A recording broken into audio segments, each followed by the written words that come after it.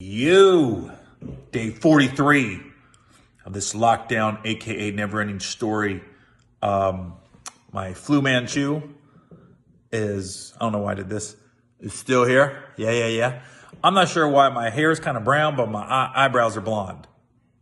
I don't know what's going on there. I'm spending a lot of time outside in the sun, but I didn't know your eyebrows could get sunburned. This is crazy. I haven't had a haircut since this thing started. My hair is just long. Yeah, I see the back of my neck. Crazy. Anyways, last night's The Last Dance. Thank you, ESPN.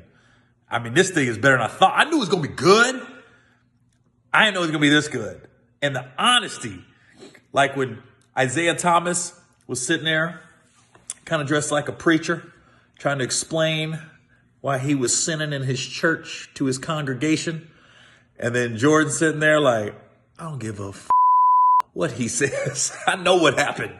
You can tell Jordan still ain't got a lot of love for Isaiah Thomas. But it was kind of contradictory because Isaiah said, that's just what you do. You just walk off the court. And Jordan was like, we shook your hands the last 2 years, but you didn't shake ours. And then a couple things. The first 2 weeks, they made Jerry Krause look like an idiot. Like, how did he get the job of bumbling idiot? But then this week, you see, man, Jerry Krause made some moves to get rid of Doug Collins and bring in Phil Jackson.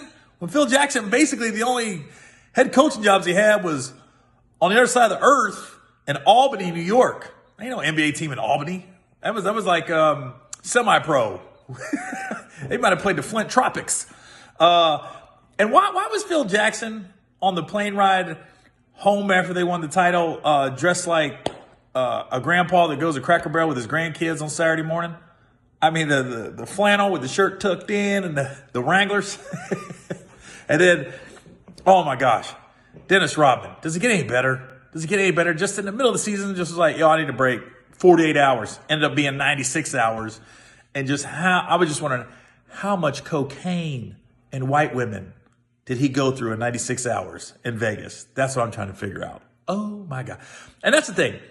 You always got to know, you can have a set of rules. All good teams know this and all good coaches know this. You cannot have just a blanket set of rules. Rules are different. Different players have different rules depending on how you perform.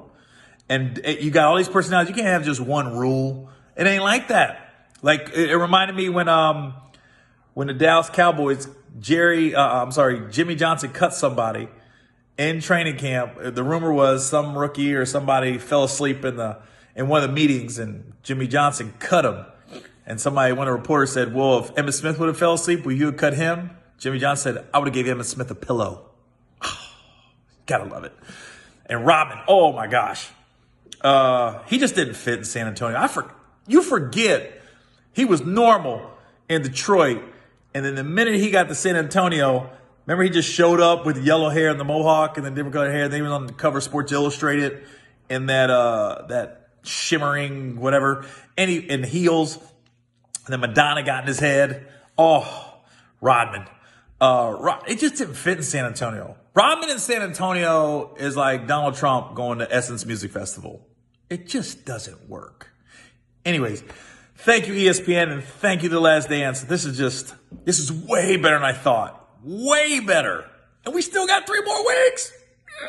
I mean, it's not as good as NBA basketball, but and one thing, we're at this point where like, can the NBA be played without fans?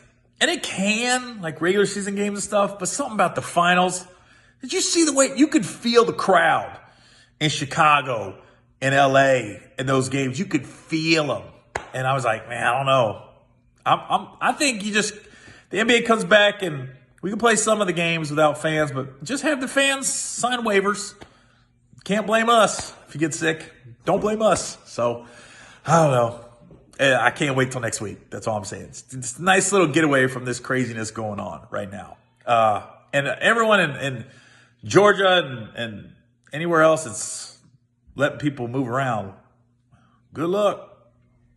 I'm in California. I'm just staying inside till this is officially over. All right, y'all. I'll see you tomorrow because we're still going to be here.